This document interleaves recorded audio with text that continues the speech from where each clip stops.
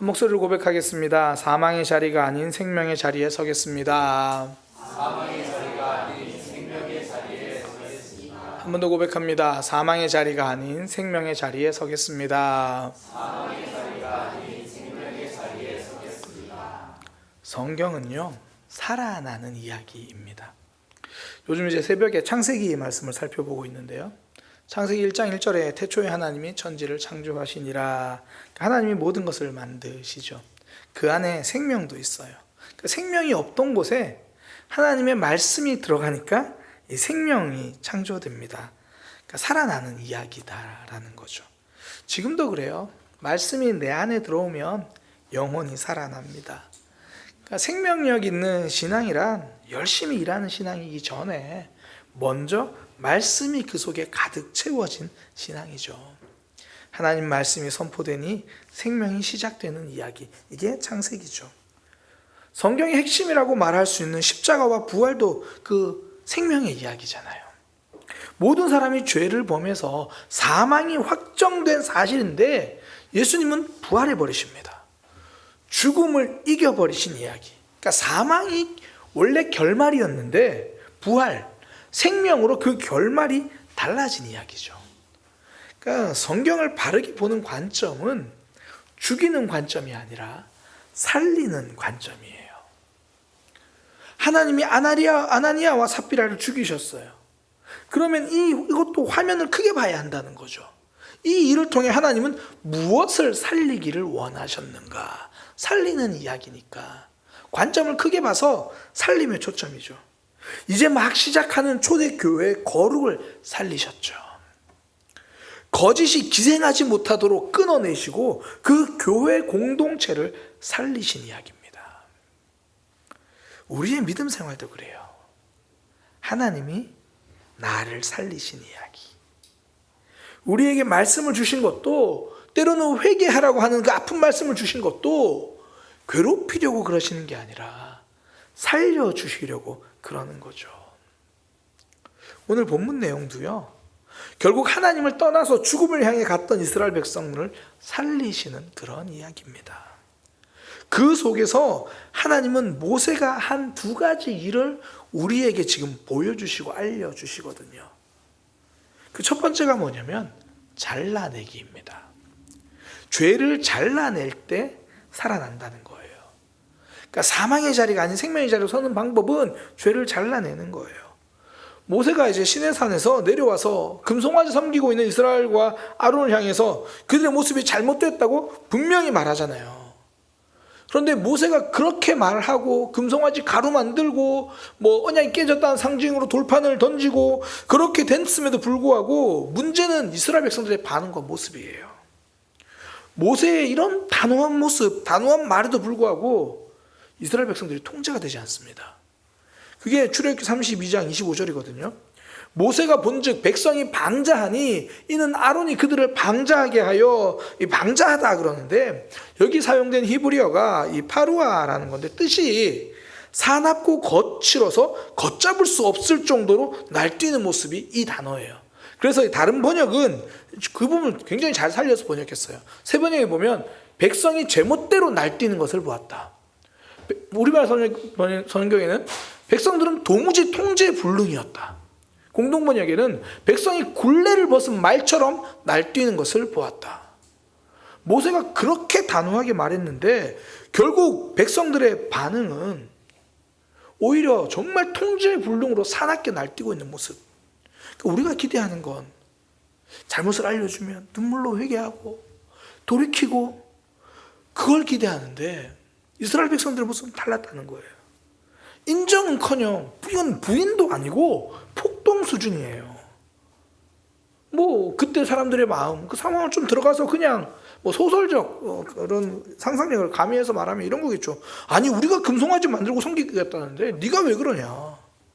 우리가 다른 신을 섬긴 것도 아니고 저 송아지가 우리를 인도하신 여호와라고 말한 게 그게 그렇게 잘못됐나. 여러 가지 모습이었겠죠. 오히려 더 날뛰기 시작합니다. 그러자 모세가 그 모습을 보면서 단호하게 말해요.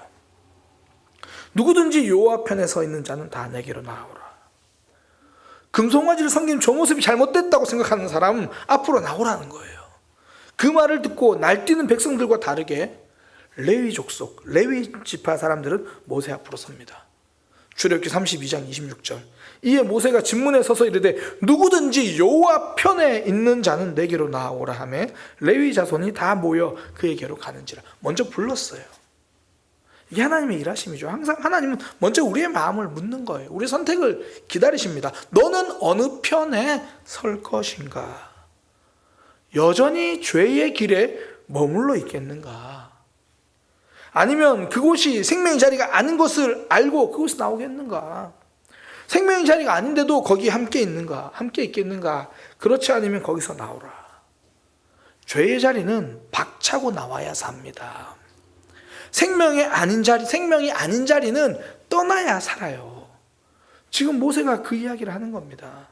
그렇게 레위 자손들이 이제 모세 앞에 섰을 때 모세는 한 번 더 선명하게 말합니다. 하나님의 말씀이다. 여전히 하나님 반대편에 서서 사납게 날뛰는 저들을 죽이라. 비록 이웃이고 친구이고 같은 민족이라 할지라도 저들을 죽이라. 출애굽기 32장 27절. 모세가 그들에게 이르되 이스라엘의 하나님 여호와께서 이렇게 말씀하시기를. 하나님의 말씀이다. 너희는 각각 허리에 칼을 차고 진 이문에서 저 문까지 왕래하여 각 사람이 그 형제를, 자기 친구를, 자기 이웃을, 자기 민족을 죽이라. 왜 이렇게 무서운 말씀을 하십니까? 다 죽이기 위함이 아니라 이스라엘 백성을 살리기 위함입니다.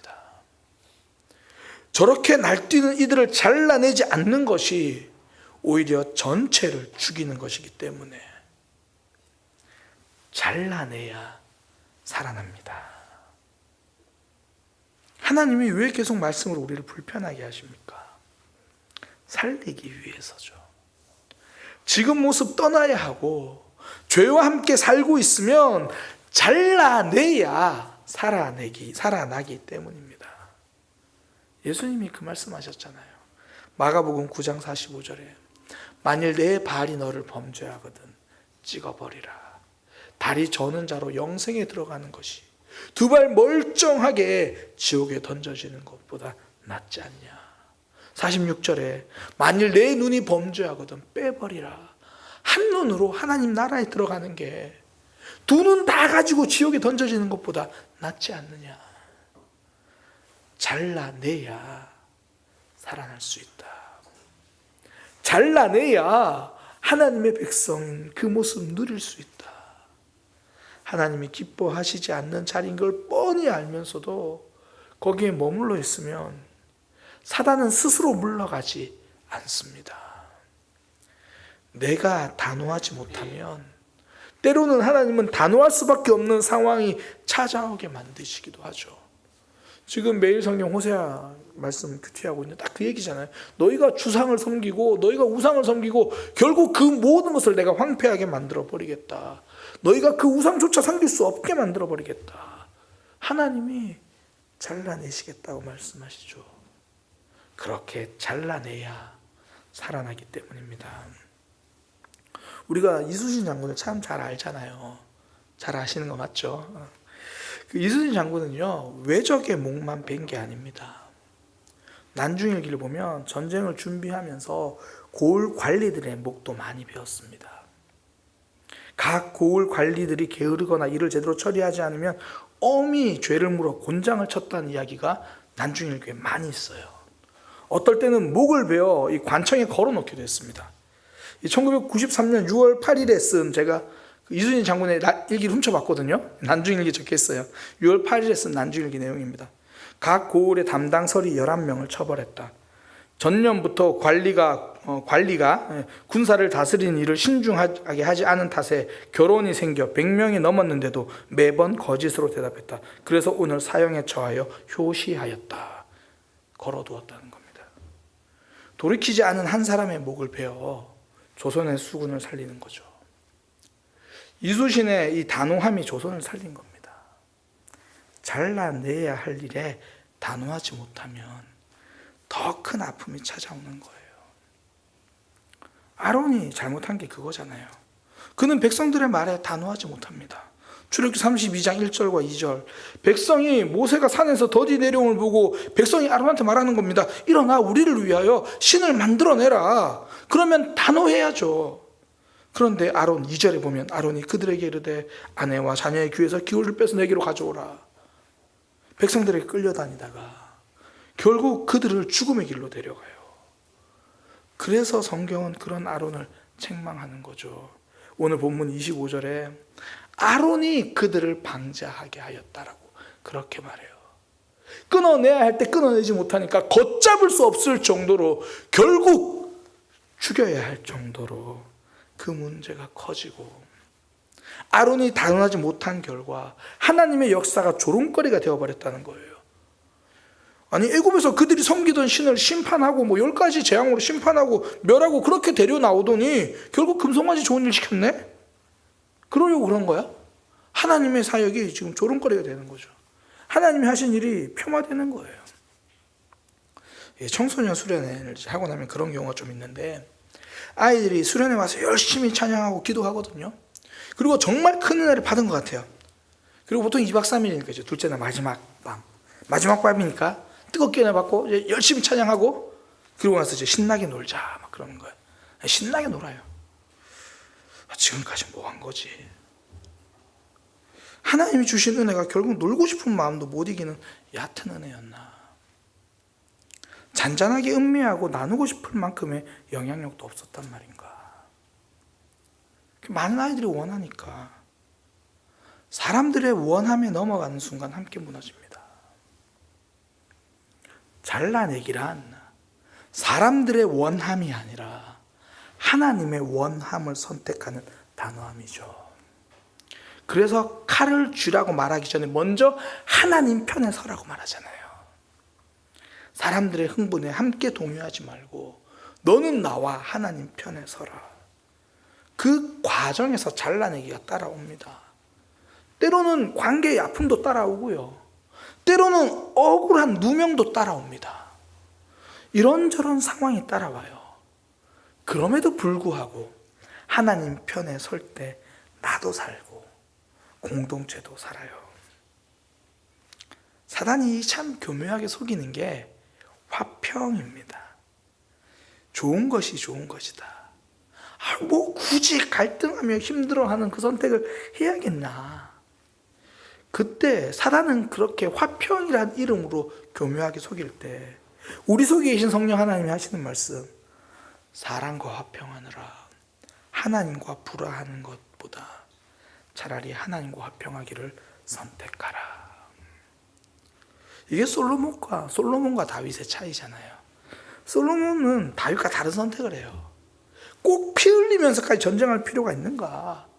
좋은 게 좋은 거지. 그래서 평화를 위해서 정략 결혼을 선택해요.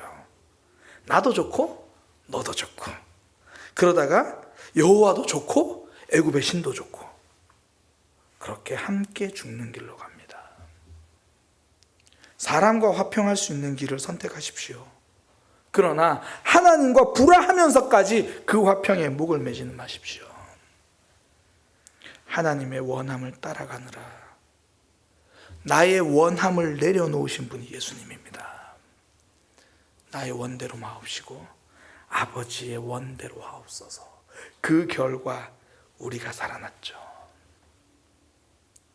지금 당장은 잘라냄이 아픔으로 보입니다. 너무 단호해서 긍휼도 없고 사랑도 없는 것처럼 보입니다.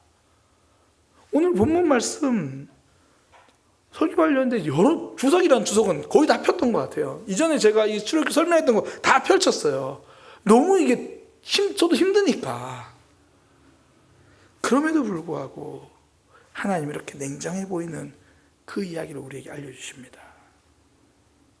그리고 우리도 때로는 그렇게 단호함, 때로는 그 모습을 통해 나중에 결국 깨닫는 게 그 잘라냄이 사랑이었구나. 그 단호함이 살림이라는 것을 결국 깨닫죠. 하나님은 그것을 아시기 때문에 우리에게 오늘 이 잘라냄을 말씀하십니다. 우리 계신 성령 하나님은 우리가 매 순간 살아나는 선택, 생명을 선택하기를 원하시는 거죠. 그렇게 인도하시고 또 그렇게 알려주시고 그 길이 때로는 잘라내는 단호함이 필요하고 결단하는 끊어냄과 아픔이 따라올지라도 결국 하나님이 원하시는 생명길을 선택하는 그런 삶이 되기를 원하시는 거죠. 사망의 자리가 아니라 생명의 자리에 서는 건요, 잘라내야 할 것을 잘라내는 겁니다. 그게 큰 것일 수도 있고 작은 것일 수도 있어요. 제가 요즘에 집에 있으면 좀 불편합니다. 저랑 같이 휴대폰 게임을 해주던 아내가 게임을 지금 2주째 안 하고 있어요. 같이 해야 재밌는데. 그래서 저는 뭐 나름 게임을 해도 제가 할 일은 하니까 생각을 했는데, 오늘 저 요즘에 설교하기 전에 앉아서 이 설교 말씀을 저에게 쭉 비춰보는데 하나님이 너도 두 가지를 끊어라. 이제 당신이 게임을 다시 해도 저는 이제 안 할 거예요. 잘라내고, 휴대폰으로 많이 보던, 시간 내서 많이 보던 거 다 잘라내라. 어떻게 보면 작은 거예요. 아마 제가 더 큰 죄를 숨기기 위해서 작은 것을 잘라낼지 모르겠지만, 하나님 우리 모두에게도 떠나야 할 자리가 있고 잘라내야 할 것들 말씀하시잖아요. 잘라내야 살아납니다. 두 번째, 살리기 위해서 하나님이 모세의 모습을 통해서 우리에게 보여주시는 것, 내가 엎드려야 한다라는 거예요. 그렇게 단호함을 통해 날뛰는 백성들을 진정시킨 모세는 이제 하나님 앞에 본인이 엎드립니다. 32장 31절에 모세가 여호와께로 다시 나아가 여쭈하되 슬프도소이다. 이 백성이 자기를 위하여 금신을 만들어 싸우니 큰 죄를 범하였나이다. 백성의 죄를 모세가 슬퍼합니다. 그러면서 하는 말, 저들을 용서해 주소서. 그렇지 않으면 제 이름을 생명책에서 지워 주옵소서. 이제 그들의 죄를 사하여 주옵소서. 그러지 아니하면 원하건대 주께서 기록하신 책에서 내 이름을 지워버리십시오. 백성이 범한 죄입니다. 더욱이 모세는 발뺌하기 사실 좋죠. 그때 모세는 시내산에 있었잖아요. 백성들은 금송아지 만들었지만 모세는 그때 하나님과 대화하고 있었어요. 나는 상관없고 나는 괜찮다고 말할 수 있습니다. 그런데 모세는 자기가 죄를 범한 것처럼 회개합니다. 자신의 생명을 걸고 자신이 죽어야 할 것처럼 기도합니다. 살리기 위해 내가 하나님께 엎드리는 것, 그때 살아나는 거예요. 우리 교회는 새벽 예배 때 이제 요일마다 이 나누는 기도 제목이 있습니다. 새벽 예배 때는 이제 말씀만 녹음해 가니까 이 기도 내용은 안 가는데요. 요일마다 제일 처음에 이제 딱 말씀 끝나고 예수님 이름으로 기도합니다. 아멘 하고 녹음 끝나잖아요. 그다음 제가 첫 번째 하는 말, 오늘 들은 말씀을 위해서 기도합시다. 그리고 두 번째가 요일별로 기도 제목을 내는데요. 월요일은 주일에 들은 말씀을 모든 성도들이 한 주간 붙들고 살 수 있도록 기도합시다, 이렇게 이야기하고, 화요일은 사역자들을 위해서, 그러니까 저와 전도사님 그리고 평신도 사역자들을 위해서 기도하자 그래요. 그리고 수요일이 뭐냐면 나라와 민족을 위해서 기도하자, 그렇게 말씀드리는데, 그때 제가 늘 드리는 말씀이 있어요. 나라와 민족을 위해서 기도할 때 누가 잘하게 해주세요. 이 기도보다 중요한 건 이 땅의 믿음의 백성들이 말씀대로 사는 것이고, 그런 의미에서 우리 자신이 오늘 말씀대로 사는 것, 그때 이 나라의 민족이 살아납니다. 그러니까 저들이 잘못했고 너희들이 잘못했고 너희들이 달라져야 한다고 말하는 대신, 하나님, 내가 오늘 말씀대로 살지 못해서 그렇습니다. 내게도 잘못이 있으니 내가 바르게 서게 하소서. 나라와 민족을 위한 기도는 저들을 회개시키는 기도이기 전에 내가 엎드리는 기도입니다. 그때 나도 살아나고 이 나라도 살아나요. 느헤미야의 기도가 그랬습니다. 범죄한 이스라엘이 망하고 수도 예루살렘이 황폐해졌거든요. 그 소식을 들은 느헤미야가 자신이 하나님 앞에 금식하며 기도해요. 느헤미야 1장 4절, 내가 이 말을 듣고 앉아 울고 수일 동안 슬퍼하며 하늘의 하나님 앞에 금식하며 기도하고, 자신이 금식하고 자신이 슬퍼하고 자신이 가슴을 찢으며 기도합니다. 살리는 사명은 내가 엎드릴 때 가능합니다. 내 가슴이 찢어질 때 가능합니다. 그때 나도 살고 주변 사람도 함께 삽니다.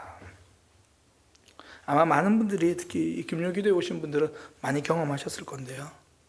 다른 사람을 위해 진실하게 중보기도 하다 보면 분명히 그 사람을 위해서 시작한 기도가 끝날 때는 대부분 자기 기도로 끝나는 경험이 많아요. 하나님, 저 사람 변화시켜 주세요. 그렇게 시작한 기도가 하나님, 제가 먼저 변화되겠습니다. 이렇게 끝날 때가 많고, 하나님, 저 사람 살려주세요라고 시작한 기도가 하나님, 제 믿음이 먼저 바로 서야 합니다. 이렇게 끝날 때가 너무 많죠. 내가 엎드릴 때 나도 살고 너도 살아요. 내가 엎드릴 때 공동체를 살리는 사람이 됩니다. 그런데 사단은 계속 너를 보게 만들죠. 너가 엎드려야 살아나지. 예배 자리 좀 나와서 기도 좀 해야지. 그래야 살아나지. 네가 회개해야지. 아니, 그 말이 틀린 말은 아닌데 하나님이 우리에게 원하시는 삶은 아닙니다. 하나님은 저 사람의 죄까지도 나의 죄인 것처럼 내가 먼저 엎드리기를 원하시죠. 그렇게 엎드릴 때, 내가 엎드릴 때 너도 살고 나도 사는 그 역사가 있는 거죠. 제가 이번에 안식월 때 한 교회에서 이제 예배를 드리러 갔어요. 울산 본가 근처에 있는 교회인데, 지나가다가 이제 주일에, 평소에는 어떤 교회를 다 정해놓고 가는 경우가 많은데 이번에 지나가다 보여가지고 안에 같이 들어갔어요. 안내하시는 분이 앞쪽 자리로 이렇게 안내해 주시더라고요. 뭐 꽤 큰 교회이긴 했는데 대충 지금 박명선 집사님 계시는 곳 한 두 번째, 그 뒤에 두 번째 줄 정도, 그 정도 위치에 이렇게 앉았어요. 앉아서 근데 저희 앞에 이제 연세가 지긋하신 부부처럼 보이는, 뭐 제가 모르니까 주민등록 확인한 건 아니니까 부부처럼 보이는 두 분이 앉아 계시는데, 아내분이 말씀을 들으면서 정말 열심히 아멘이라고 고백하세요. 근데 그 아멘 소리가 좀 과장해서 말하면, 과장입니다. 과장해서 말하면 목사님 설교 크기만큼 돼요. 그러니까 이제 그렇게 아멘을 해요. 그러니까 최소 뭐 주변에 5m는 다 들려요. 그러니까 저는 개인적으로 설교할 때 아멘으로 고백하는 지체들이 있으면 힘이 납니다. 예, 예. 근데 제가 그때 그 모습을 보면서 아주 놀라운 걸 보았어요. 아멘을 하면서 설교를 할 수도 있구나. 제가 잘못 느낀 걸 수도 있겠지만 그분의 아멘의 뉘앙스는 옆에 있는 남편 들으라는 아멘이에요. 이 말씀이 당신에게 필요한 말씀이다. 이 말씀이 당신이 들어야 하는 말씀이다. 혹은 그럴 거 있잖아요. 그래, 우리 교회가 이래야 되는데 이거 우리 교회에 필요한 말씀이야. 그런 뉘앙스가 막 뒤에 있는데 제가 절로 막 회개하게 만들어지는 뭐 그런 뉘앙스가 느껴져요. 그러니까 내가 아멘하는 게 아니라 큰 아멘 소리로 다른 사람들도 동의해야 한다는 뉘앙스로 아멘을 하시는 거예요. 그때 깨달았어요. 야, 설교 들으면 아멘 하면서도 옆 사람에게 설교를 하고 있구나. 말씀에 내가 엎드리는 게 아니라 남이 엎드리기를 바라는 모습이에요. 어쩌면 옆 사람을 순수하게 사랑하는, 정말 교회 공동체를 순수하게 사랑하는 마음일 수 있죠. 그래서 설교하듯이 아멘을 하는 소리를 듣고 누군가는, 옆 사람은 변할지 모르겠지만 당사자 본인과는 상관없는 그 말씀이 될 겁니다. 우리가 믿음 생활하면서 가장 많이 깨닫는 게 그거잖아요. 남 변화시키려고 그렇게 노력해도 결국 실패하다가 내가 변하려고 엎드릴 때 나도 변하고 공동체도 변하는 거죠. 모세의 이런 모습이 사실 계속 아론과 대조가 되잖아요. 아론은 자신도 이스라엘 백성들의 죄에 동조했음에도 불구하고 자신은 상관없는 척 빠지려고 하잖아요. 반면 모세는 나는 그 자리에 없었지만 나의 잘못인 것처럼 자신이 엎드려요. 공동체의 죄도 내 죄인 것처럼 내가 엎드릴 때 공동체가 살아나는 역사가 있죠. 모세와 아론 둘 다 이스라엘의 영적인 지도자입니다. 제가 이 모습을 보면서 목회자가 뭐 하는 사람인지 다시 한번 깨달아요. 회개를 선포하는 목회자는 반쪽짜리 목사구나. 아니, 반쪽짜리가 아니라 빵점짜리 목사일 수 있겠다. 진짜는 회개를 선포하는 목회자가 아니라 공동체의 죄를 끌어안고 내가 회개하는 사람이 진짜 목사구나. 결국 목사도 말씀 선포하는 사람이기 전에 말씀 앞에 서는 사람임을 다시 깨닫습니다. 이제 우리가 지금 사무처리를 준비하면서 운영위원들이 계속 모이잖아요. 돌아온 주일 저녁에 또 모여요. 뭐 11월 달은 운영위원회 달입니다. 모이는데 운영위원들과 이런저런 이야기를 함께 나누면서 우리가 때로는 영적인 전쟁들도 우리가 잘 감당해야 합니다. 이제 그런 이야기들을 거의 마무리로 이렇게 하는 일들이 있었어요.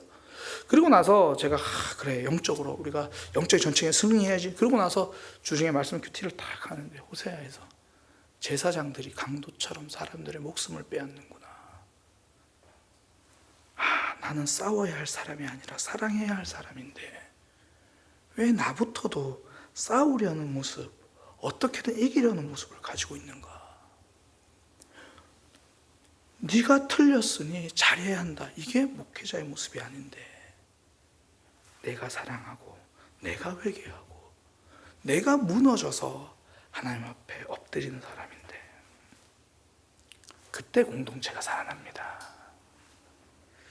어쩌면 하나님은 모세의 이 모습을 우리에게 보여주시면서 우리 각 사람의 가정이 어떻게 하면 살아나는지 우리에게 알려주고 계시는 거죠.